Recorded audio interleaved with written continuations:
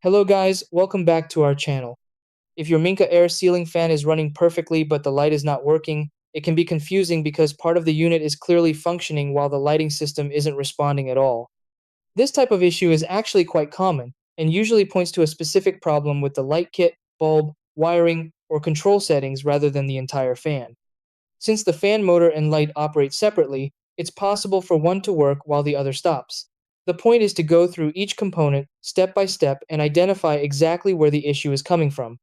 In most cases, the fix is simple and doesn't require replacing the entire unit.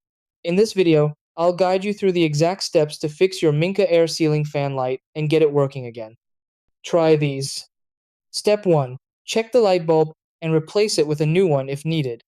Step 2. Turn off power and inspect the light kit connections inside the fan. Step 3. Turn the power back on and test the light using the switch or remote. Step 4. Check the remote control settings if your fan uses a remote.